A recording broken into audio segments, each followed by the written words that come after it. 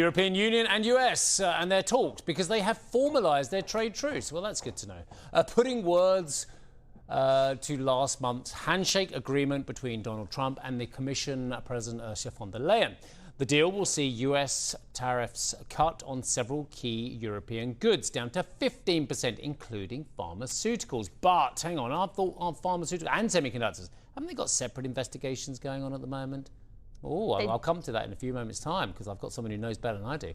Tariffs on autos and auto parts will also come down to 15%, but only once the EU has lifted all tariffs on US industrial goods. Also in the deal, a most favoured nation rate for certain European natural resources, aircraft and generic drugs, effectively lifting tariffs altogether on those items. Now, the person who was champing at the bit is the illustrious and award-winning anchor of Europe Early Edition. It's all true. It's all true. You were jumping to get. I thought that that pharmaceuticals had separate investigations going in, Section 232. But they're not going to apply to European companies. That's ultimately the deal here. Ultimately, whatever the announcement stateside is on the 232 investigation, the tariff on European semiconductors or pharma is not going to be above 15%.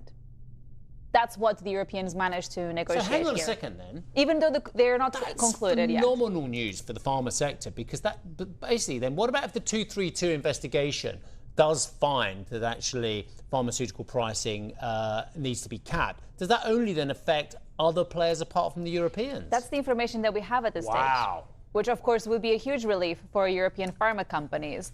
And here though, let's also see how things will unfold, because the key question mark that I have at this stage is around the implementation. Okay, so now we have gotten these details. We have the joint statement outlining pretty much what we already knew going into this publication.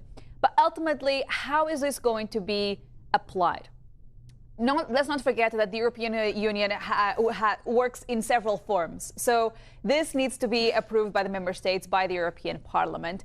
The European Commission has said yesterday that this approval is going to be done as quickly as possible to make sure that this relief and this certainty ultimately will be provided to European companies as soon as possible. But without that, none of these tariffs are actually implemented as of yet. Now, another sector that is important to monitor here, of course, is what is happening when it comes to car makers. Here's what Maros Šefčovič had to say yesterday at a press conference.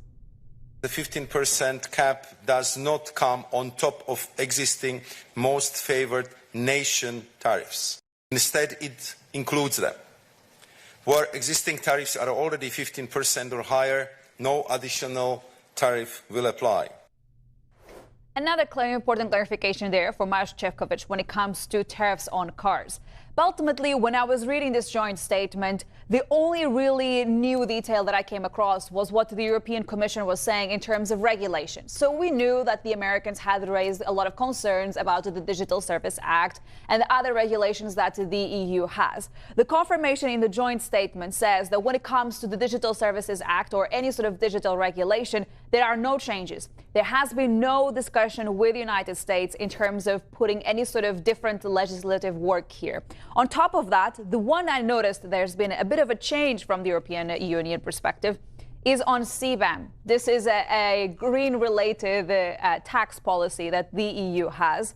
The EU has said that it will introduce flexibilities for American companies. Now, the Europeans have been clear, we are not changing our regulations, we're still going to apply our rules, but they will make it more accessible for U.S. companies to comply with, perhaps by giving them a different timeline, who knows. But it was on the regulation side that I noticed a little bit more certainty and a little bit more detail that we didn't have before, ultimately. Can I bring up the poor beleaguered steel industry? It's still facing massive tariffs, effectively 50% on any product that is produced in the EU.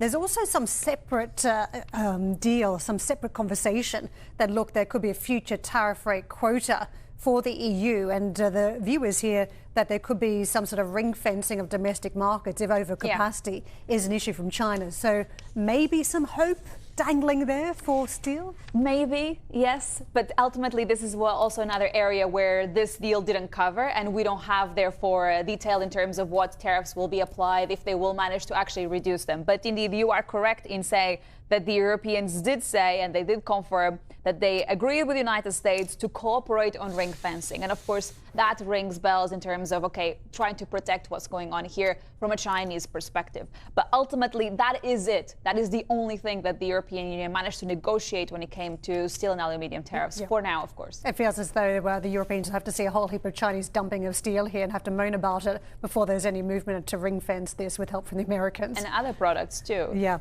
Sylvia, thank you very much for bringing us the detail of the trade agreement. Happy week.